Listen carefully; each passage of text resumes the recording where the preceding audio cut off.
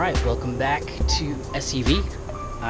In my last vlog, I kind of gave a little list of the updates, the mods that I had done on my bike recently, and I don't think I was very clear as to what happened, and I don't think I included everything that I did. So I just wanted to kind of give a rundown of what I did so that you know what works, what doesn't, what's a good thing for this bike, and you know, the cost, if I can give that, and probably share some of the links of the things that work. Alright, here we go. Okay, the first thing you might notice that I did on this bike is that I took off the stickers, which I kind of regret, but I don't kind of regret. It turns it into a blank slate so that I can put what I want on here. I did vinyl wrap some stuff, not completely. This is more just for when I'm riding up on this. I wanted to cover the whole thing, but it's really hard to vinyl wrap and then get it to stay on.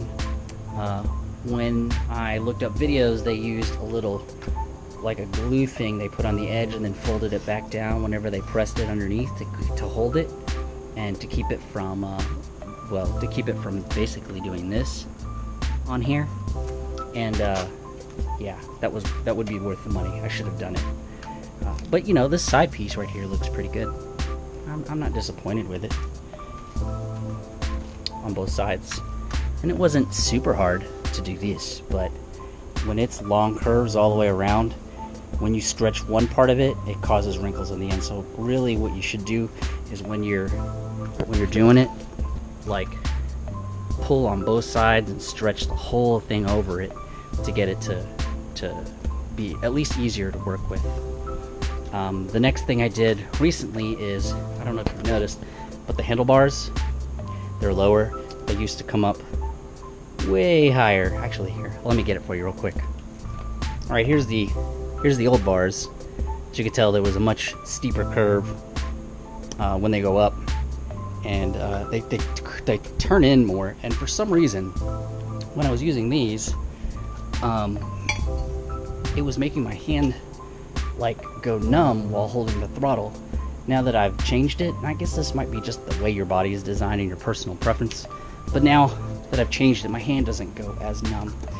Then I also adjusted where the controls are.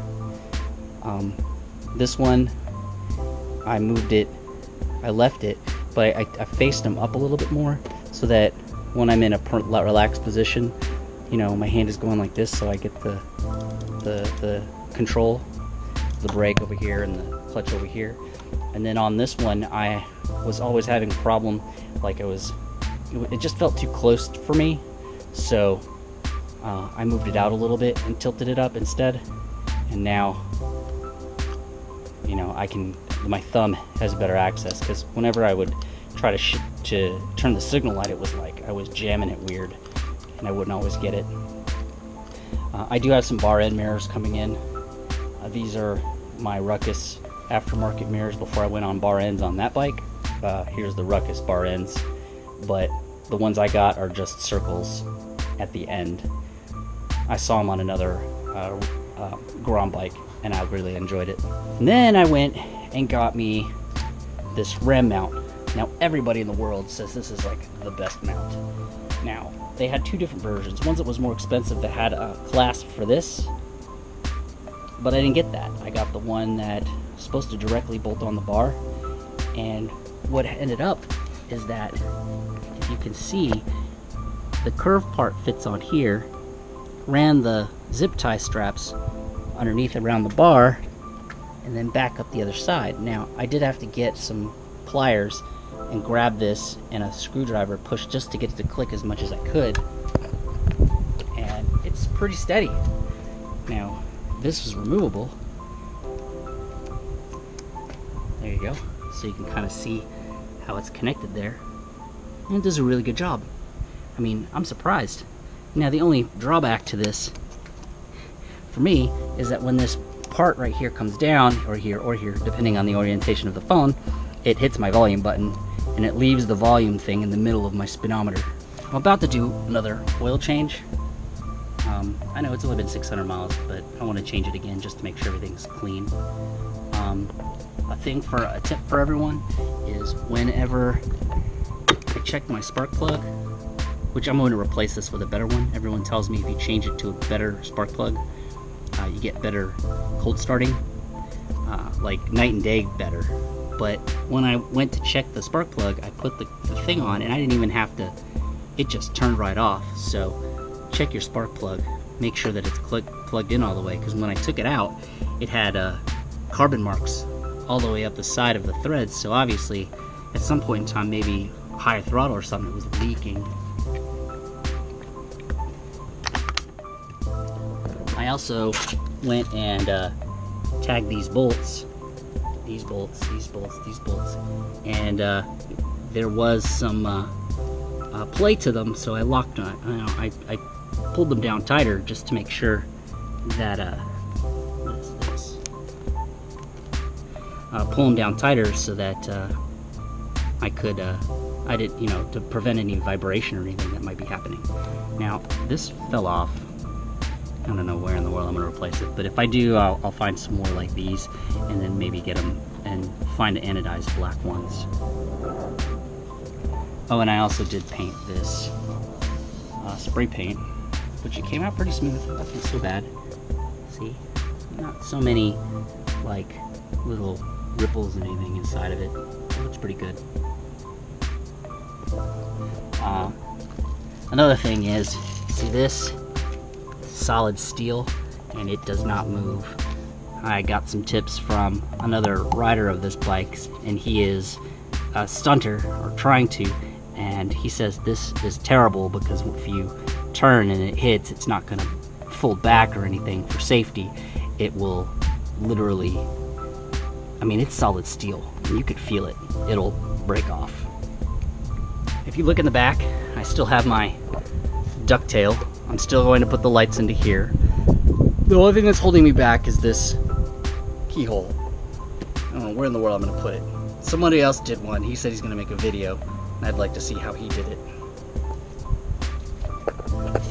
Also, with this exhaust right here, I talked to TEXOTIC Motorsports off of Fondren in Houston, and they said that there is an exhaust that they are going to send him next week that is Lifan approved, so it doesn't void my warranty.